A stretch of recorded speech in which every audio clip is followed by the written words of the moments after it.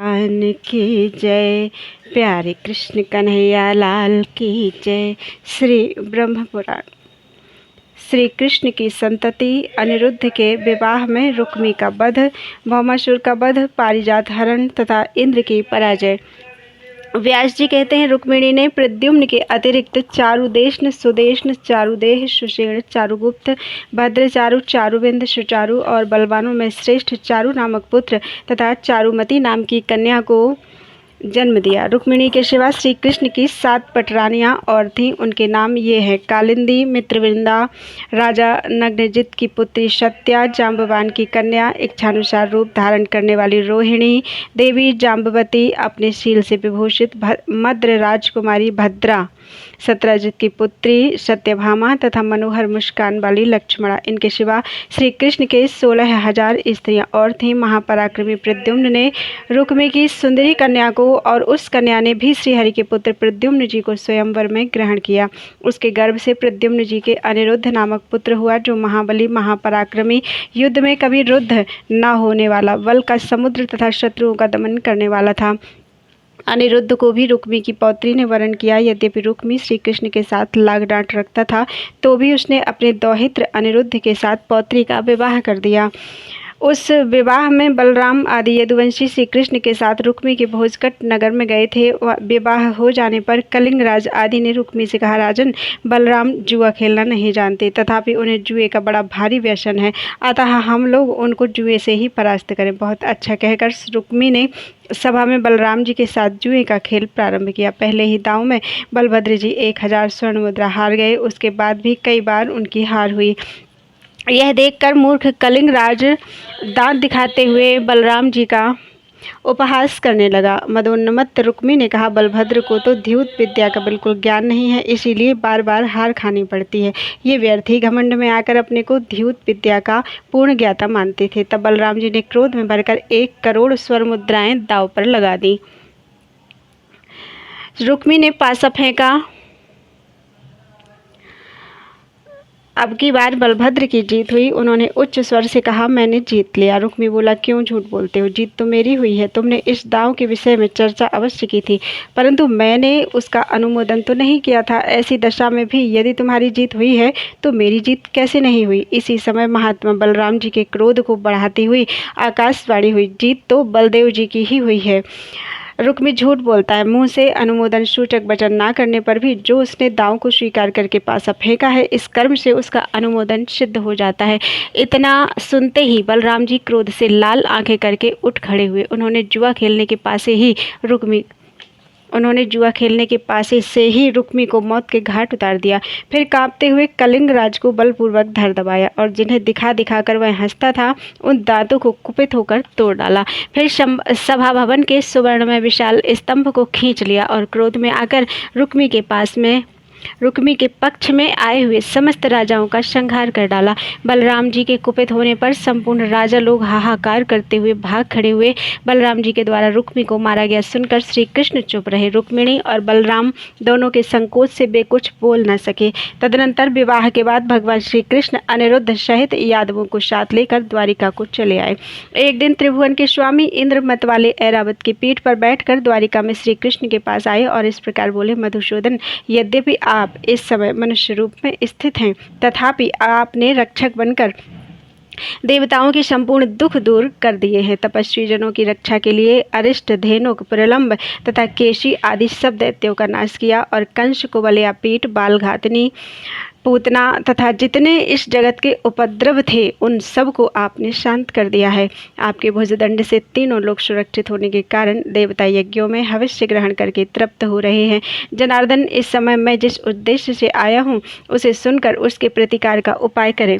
भूमि का पुत्र नरक, जो इस समय प्राग्ज्योतिषपुर का स्वामी है, संपूर्ण भूतों का विनाश कर रहा है। जनार्दन, उसने देवताओं, सिद्धों और राजाओं की कन्याओं का अपहरण करके अपने महल में कैद कर रखा है। वरुण का छत्र, जिससे जल की बूंदें चूती रहती हैं, अपने अधिकार में कर लिया है। मंदराचल के शिखर मणि पर्वत को भी हरण कर लिया है। इतना ही नहीं, नरकासुर ने मेरी माता अदिति के दोनों दिव्य कुंडल भी, जिनसे अमृत झरता रहता है, हर लिए हैं। अब वह मुझसे ऐरावत हाथी लेना चाहता है। है। गोविंद, उसका यह दुराचार मैंने आपसे निवेदन कर दिया, इसके बदले में उसके साथ जो कुछ करना चाहिए वह आप स्वयं ही विचारें।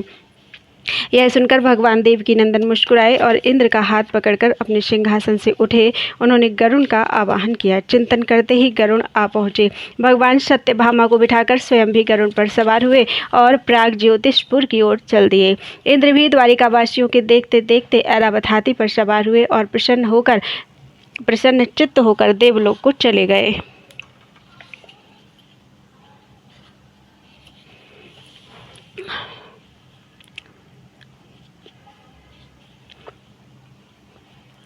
प्राग ज्योतिषपुर के चारों ओर 100 योजनों तक भयंकर पाशों, लोहे के कटीले तारों का घेरा बना था। शत्रुओं की सेना को रोकने के लिए वे पाश लगाए गए थे। श्रीहरि ने सुदर्शन चक्र चलाकर उन सब पासों को काट डाला। तब मुर नामक दैत्य ने खड़े होकर भगवान का सामना किया, किंतु भगवान ने उसे मार डाला। मुर के 7000 पुत्र थे। श्रीहरि ने चक्र की धार रूप अग्नि से उन सब को पतंगों की भांति भस्म कर दिया। मुर को मारकर उन्होंने हयग्रीव और पंचजन को भी यमलोक पठाया तथा बड़ी उतावली के साथ प्राग ज्योतिषपुर पर धावा किया। नरक बहुत बड़ी सेना के साथ सामने आया। उसके साथ श्री कृष्ण का घोर युद्ध हुआ। उसमें श्री गोविंद ने सहस्रों दैत्यों का संहार किया। भूमिपुत्र नरक अस्त्र शस्त्रों की वृष्टि कर रहा था। दैत्य मंडल का विनाश करने वाले श्रीहरि ने चक्र चलाकर उस असुर के 2 टुकड़े कर दिए। नरक के मारे जाने पर भूमि अदिति के दोनों कुंडल लेकर उपस्थित हुई और जगदीश्वर श्री कृष्ण से इस प्रकार बोली, नाथ, आपने 12 रूप धारण करके जिस समय मुझे उठाया था, उस समय आपका स्पर्श होने पर मेरे गर्भ से यह पुत्र उत्पन्न हुआ था, अतः इसे आपने ही दिया और आपने ही मार गिराया। ये दोनों कुंडल लीजिए और नरकासुर की संतान की रक्षा कीजिए। प्रभु, मेरा ही भार उतारने के लिए आप अंश सहित अवतार धारण करके इस लोक में आए हैं। आप ही कर्ता विकर्ता, बिगाड़ने वाले और संहर्ता, नाश करने वाले हैं। आप ही अविनाशी कारण हैं और आप ही जगत स्वरूप हैं। अच्युत, मैं आपकी क्या स्तुति कर सकती हूँ। आप परमात्मा, जीवात्मा और अविनाशी भूतात्मा हैं, अतः आपकी स्तुति हो ही नहीं सकती। फिर किस लिए असंभव चेष्टा की जाए। सर्वभूतात्मन, मुझ पर प्रसन्न होइए। नरकासुर ने जो अपराध किया है उसे क्षमा कीजिए। वह आपका पुत्र था, अतः उसे दोष रहित करने के लिए ही आपने मारा है। भूत भावन भगवान श्री कृष्ण ने पृथ्वी की प्रार्थना सुनकर तथास्तु कहा। नरकासुर के महल में जो रत्न थे उन्हें अपने अधिकार में कर लिया। अंतःपुर में जाकर उन्होंने 16,100 कन्याएं देखी, 4 दांत वाले 6,000 हाथी और काम्बोज देश के 21 लाख घोड़े भी देखे। श्री गोविंद ने उन कन्याओं, हाथियों और घोड़ों को द्वारिकापुरी भेज दिया। वरुण के छत्र और मणि पर्वत पर भी दृष्टि पड़ी। उन्हें भगवान ने पक्षीराज गरुण पर रख लिया। फिर सत्यभामा के साथ स्वयं भी गरुण पर सवार हो गए। अदिति को कुंडल देने के लिए स्वर्गलोक में गए। वरुण के छत्र, मणि पर्वत और पत्नी सहित श्री कृष्ण को पीठ पर लिए गरुण जी मौज से चले जा रहे थे। स्वर्ग के द्वार पर पहुंचकर श्री कृष्ण ने शंख बजाया। शंख की आवाज़ सुनकर संपूर्ण देवता अर्घ्य पात्र लिए भगवान की सेवा में उपस्थित हुए। उनके द्वारा पूजित होकर भगवान श्री कृष्ण देव माता अदिति के महल में गए। वह भव्य भवन श्वेत बादलों के समान धवल और पर्वत शिखर के सदृश ऊंचा था। उसमें प्रवेश करके भगवान ने अदिति को देखा और इंद्र सहित उनके चरणों में प्रणाम किया। फिर दोनों दिव्य कुंडल उन्हें अर्पित किए और नरकासुर के मारे जाने का समाचार भी कह सुनाया। इससे जगन माता अदिति को बड़ी प्रसन्नता हुई। उन्होंने भगवान में मन लगाकर जगदाधार श्रीहरि का इस प्रकार स्तवन किया। अदिति बोली, भक्तों को अभय देने वाले कमल नयन परमेश्वर, आपको नमस्कार है। आप सनातन आत्मा, भूतात्मा, सर्वात्मा और भूत भावन हैं। मन, बुद्धि और इंद्रियों के प्रेरक हैं। गुण स्वरूप आप श्वेत, दीर्घ आदि संपूर्ण कल्पनाओं से रहित हैं। जन्म आदि विकारों से पृथक हैं तथा स्वप्न आदि तीनों अवस्थाओं से परे हैं। आपको नमस्कार है। अच्युत, संध्या, रात्रि, दिन, भूमि, आकाश, वायु, जल, अग्नि, मन, बुद्धि और अहंकार सब आप ही हैं। ईश्वर, आप ब्रह्मा, विष्णु और शिव नामक अपनी मूर्तियों से जगत की सृष्टि, स्थिति और संहार करने वाले हैं। आप कर्ताओं के भी अधिपति हैं। यह चराचर जगत आपकी मायाओं से व्याप्त है। जनार्दन, अनात्म वस्तु में जो आत्मबुद्धि होती है वह आपकी माया है। उसी के द्वारा अहंता और ममता का भाव उत्पन्न होता है। नाथ, इस संसार में जो कुछ होता है वह सब आपकी माया की ही चेष्टा है। भगवान, जो मनुष्य अपने धर्म में तत्पर होकर आपकी निरंतर आराधना करते हैं वे अपनी मुक्ति के लिए इस सारी माया को तर जाते हैं। ब्रह्मा आदि संपूर्ण देवता, मनुष्य और पशु, ये सभी श्री विष्णु माया के महान भवन में पड़े हुए मोह अंधकार से आवृत हैं। भगवान, जो आपकी आराधना करके भोगों को प्राप्त करना चाहते हैं, वे आपकी माया द्वारा बंधे हुए हैं। मैंने भी पुत्र की कामना से और शत्रु पक्ष का नाश करने के लिए आपकी आराधना की है, मोक्ष के लिए नहीं। यह आपकी माया का ही विलास है। पुण्य रहित मनुष्य यदि कल्प वृक्ष से भी कौपीन मात्र ही लेने की इच्छा करे तो यह अपराध उसके अपने ही पाप कर्मों का है। अपनी माया से संपूर्ण जगत को मोहित करने वाले अविनाशी परमेश्वर, मुझ पर प्रसन्न होइए। ज्ञान स्वरूप संपूर्ण भूतेश्वर, मेरे अज्ञान का नाश कीजिए। आपके हाथों में चक्र, सारंग, धनुष, गदा और शंख शोभा पाते हैं। विष्णु, आपको बारंबार नमस्कार है। परमेश्वर, शंख, चक्र आदि स्थूल चिन्हों से सुशोभित आपके इस रूप का मैं दर्शन करती हूँ। आपकी जो परम सूक्ष्म स्वरूप है, आपका जो परम सूक्ष्म स्वरूप है, उसको मैं नहीं जानती। आप मुझ पर प्रसन्न होइए। देव माता अदिति के इस प्रकार स्तुति करने पर भगवान श्री कृष्ण हंसकर बोले, देवी, आप हम सब लोगों की माता हैं, अतः आप ही प्रसन्न होकर हमें वरदान दीजिए। अदिति बोली, एवमस्तु। नरश्रेष्ठ, जैसी आपकी इच्छा है मैं वही करूँगी। आप मर्त्य लोक में संपूर्ण देवताओं और असुरों से अजेय होंगे।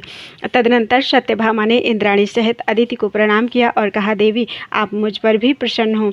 अदिति ने कहा, सुभ्रु, मेरी कृपा से तुम्हें वृद्धावस्था और कुरूपता नहीं स्पर्श कर सकती। तुम्हारी संपूर्ण कामनाएं पूर्ण होगी। तत्पश्चात अदिति की आज्ञा से देवराज इंद्र ने भगवान श्री कृष्ण का आदरपूर्वक पूजन किया। श्री कृष्ण भी सत्यभामा के साथ देवताओं के नंदन वन आदि संपूर्ण उद्यानों में घूमने फिरने लगे।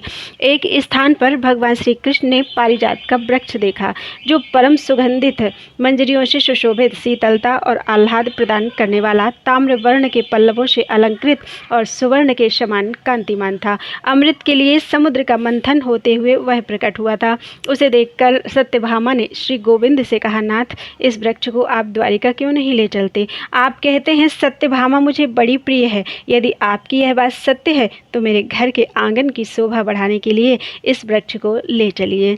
सत्यभामा के यूं कहने पर भगवान श्री कृष्ण ने पारिजात को गरुड़ पर रख लिया। यह देखकर उस वन के रक्षकों ने कहा, गोविंद, देवराज की महारानी जो सची हैं, उनका इस पारिजात पर अधिकार है। आप उनके इस प्रिय वृक्ष को न ले जाइए। देवताओं ने अमृत मंथन के समय महारानी शची को विभूषित करने के लिए ही इस वृक्ष को प्रकट किया था। आप इसे लेकर कुशल पूर्वक नहीं जा सकते। आप अज्ञानवश ही इसे ले जाने की अभिलाषा करते हैं। भला इस पारिजात को लेकर कौन कुशल से जा सकता है? देवराज इंद्र इसका बदला लेने के लिए अवश्य आएंगे। जब वे हाथ में वज्र लेकर आगे बढ़ेंगे तब संपूर्ण देवता भी उनका साथ देंगे। अतः संपूर्ण देवताओं के साथ आपको विवाद करने से क्या लाभ? अच्युत, जिस कार्य का परिणाम कटु हो उसकी विद्वान पुरुष प्रशंसा नहीं करते। वन रक्षकों के यूं कहने पर सत्यभामा देवी अत्यंत कुपित होकर बोली, शची अथवा देवराज इंद्र, इस पारिजात को लेने वाले कौन होते हैं? यदि यह अमृत मंथन के समय समुद्र से निकला है तब तो इस पर संपूर्ण लोगों का समान अधिकार है। इसे इंद्र अकेले कैसे ले सकते हैं? यदि अपने पति की भुजाओं के बल का घमंड अधिक होने के कारण सची इस वृक्ष को रोकती है तो तुम लोग शीघ्र सची के पास जाकर मेरी यह बात कहो। सत्यभामा अपने पति पर गर्व करके धृष्टता पूर्वक कहती है कि यदि तुम अपने पति को अत्यंत प्रिय हो तो पारिजात वृक्ष को लेकर जाते हुए मेरे पति को उनके द्वारा रोको। यह सुनकर रक्षकों ने सची के पास जाकर सत्यभामा की कही हुई सारी बातें ज्यों की त्यों सुना दी। सची ने भी अपने स्वामी देवराज इंद्र को युद्ध के लिए उत्साहित किया। तब इंद्र पारिजात के लिए संपूर्ण देवसेना को लेकर श्रीहरि से युद्ध करने को उद्यत हुए।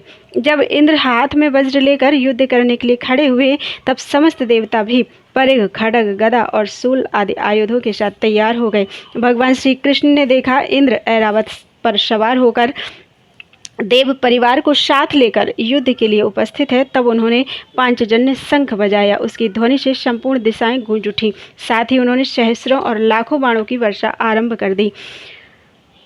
उन बाणों से संपूर्ण दिशाएं और आकाश आच्छादित हो गए। यह देखकर संपूर्ण देवता भी अनेक प्रकार के अस्त्र शस्त्रों की वर्षा करने लगे। संपूर्ण जगत के स्वामी भगवान मधुसूदन ने देवताओं के छोड़े हुए एक एक अस्त्र शस्त्र के खेल में ही हजारों टुकड़े कर डाले। पक्षीराज गरुड़ ने वरुण के पास को खींच लिया और छोटे छोटे सांपों के शरीर की भांति उसके खंड खंड कर डाले। भगवान देवकी नंदन ने यमराज के चलाए हुए दंड को गदा की मार से टूक टूक करके पृथ्वी पर गिरा दिया। कुबेर की शिविका को चक्र से तिल तिल करके काट डाला। सूर्य और चंद्रमा उनकी दृष्टि पड़ते ही अपना तेज और प्रभाव खो बैठे। अग्निदेव के सैकड़ों टुकड़े हो गए। 8 वसुओं ने भगवान के बाणों की चोट खाकर 8 दिशाओं की शरण ली। 11 रुद्र भी धराशायी हो गए। उनके त्रिशूलों के अग्रभाग चक्र की धार से छिन्न भिन्न हो गए। साध्य, विश्वदेव, मरुदगण और गंधर्व सारंग धनुषधारी भगवान श्री कृष्ण के बाणों से आहत होकर सेमर की रुई के समान आकाश में उड़ने लगे। गरुण तो सदा आकाश में ही चलने वाले ठहरे। उन्होंने चोंच से, पंखों से और पंजों से भी देवताओं और दानवों को घायल कर डाला। तदनंतर देवराज इंद्र और भगवान मधुसूदन एक दूसरे पर हजार हजार बाणों की वृष्टि करने लगे, मानो दो मेघ परस्पर जल की धाराएं बरसाते हों। ऐरावत और गरुड़ में घमासान युद्ध होने लगा। जब सब प्रकार के अस्त्र शस्त्र कटकर गिर गए, तब इंद्र ने वज्र और श्री कृष्ण ने सुदर्शन चक्र हाथ में लिया। उन दोनों को वज्र और चक्र हाथ में लिए देखकर चराचर जीवों सहित संपूर्ण त्रिलोकी में हाहाकार मच गया। अंततः गत्वा इंद्र ने वज्र को चला ही दिया, किंतु भगवान श्री कृष्ण ने उसे हाथ में पकड़ लिया। उन्होंने अपना चक्र नहीं छोड़ा, केवल इतना ही कहा, खड़ा रहे, खड़ा रहे। देवराज का वज्र व्यर्थ हो गया और उनके वाहन को गरुड़ ने छत विछत कर डाला। अतः वे रणभूमि से भागने लगे। उस समय सत्यभामा ने कहा, त्रैलोकीनाथ, आप तो महारानी सची के पति हैं, आपका युद्ध भूमि से भागना उचित नहीं है। पारिजात पुष्पों के हार से सुशोभित एवं प्रेम पूर्वक आई हुई सची को यदि आप पहले की भांति विजयी होकर नहीं देखेंगे तो आपके लिए यह देवराज का पद कैसा प्रतीत होगा। इंद्र, अब अधिक प्रयास करने की आवश्यकता नहीं है। आप लज्जा का अनुभव ना करें। आप यह पारिजात ले जाइए, जिससे देवताओं की पीड़ा दूर हो जाए। मैं आपके घर गई थी, किंतु सची ने पति के गर्भ से उन्मत्त होकर मुझे आदर के साथ नहीं देखा। मैं भी स्त्री ही ठहरी और मुझे भी अपने पति पर गर्व है, तथा स्त्री होने के कारण मेरा चित्त भी अधिक गंभीर नहीं है, इसलिए मैंने आपके साथ युद्ध ठान लिया। यह पारिजात दूसरे का धन है, इसका अपहरण करने से मुझे कोई लाभ नहीं। सत्यभामा के यूं कहने पर देवराज इंद्र लौट आए और बोले, मानिनी, खेत को अधिक बढ़ाने से क्या लाभ। जो संपूर्ण जगत की सृष्टि, पालन और संहार करने वाले हैं, उन विश्वरूपधारी परमेश्वर से युद्ध में हार जाने पर भी मुझे लज्जा नहीं हो सकती। देवी, जिनका आदि अंत और मध्य नहीं है, जिनमें संपूर्ण जगत की स्थिति है, जिनसे इसकी उत्पत्ति हुई है और जिन सर्वभूतमय परमेश्वर से ही इसका संहार होगा, उन सृष्टि, पालन और संहार के कारणभूत परमात्मा से परास्त होने पर मुझे लज्जा क्यों होने लगी। जिनकी अत्यंत अल्प और सूक्ष्म मूर्ति को, जो संपूर्ण जगत की जननी है, सब वेदों के ज्ञाता होने पर भी दूसरे मनुष्य नहीं जान पाते, जो स्वेच्छा से ही सदा जगत का उपकार करते हैं, उन अजन्मा, अकर्ता तथा सबके आदिभूत इन सनातन परमेश्वर को जीतने में कौन समर्थ हो सकता है। व्यास जी कहते हैं, देवराज इंद्र के इस प्रकार स्तुति करने पर भगवान श्री कृष्ण ने गंभीर भाव से हंसकर कहा, जगतपते, आप देवराज इंद्र हैं और हम मनुष्य हैं। आपको मेरा किया हुआ यह अपराध क्षमा करना चाहिए। यह रहा आपका पारिजात वृक्ष, इसे इसके योग्य स्थान पर ले जाइए। इंद्र, मैंने तो केवल सत्यभामा की बात रखने के लिए ही इसको ले लिया था। आपने मेरे ऊपर जो वज्र चलाया था उसे भी लीजिए। यह शत्रु संहारक अस्त्र आपका ही है। इंद्र बोले, प्रभु, मैं मनुष्य हूँ, यूँ कहकर आप मुझे क्यों मोह में डाल रहे हैं। भगवान, हम तो आपके इस सगुण स्वरूप को ही जानते हैं, आपके सूक्ष्म स्वरूप का ज्ञान हमें नहीं है। जगन्नाथ, आप जो कोई भी हों, इस समय जगत की रक्षा में तत्पर हैं। असुर सूदन, आप संसार का कंटक दूर कर रहे हैं। श्री कृष्ण, यह पारिजात आप द्वारिकापुरी को ले जाएं। जब आप मृत्यु लोक छोड़ देंगे, तब यह पृथ्वी पर नहीं रहेगा। बहुत अच्छा कहकर भगवान श्रीहरि भूलोक में चले आए। उस समय सिद्ध, गंधर्व तथा ऋषि महर्षि उनकी स्तुति कर रहे थे। उत्तम पारिजात वृक्ष लेकर श्री कृष्ण सहसा द्वारिकापुरी के ऊपर जा पहुँचे। उन्होंने शंख बजाकर द्वारिका वासियों के हृदय में हर्ष भर दिया। फिर सत्यभामा के साथ गरुड़ से उतरकर पारिजात को उनके आंगन में लगाया। उसके नीचे जाने पर सब लोगों को अपने पूर्व जन्म की बातें याद आ जाती हैं। उसके फूलों की सुगंध से 12 कोस तक की पृथ्वी सुवासित रहती है। संपूर्ण यादवों ने उस वृक्ष के पास जाकर जब अपना मुख देखा, तब उन्होंने अपने को अमानव देवता तुल्य पाया। बोलो वृंदावन बिहारी लाल की जय।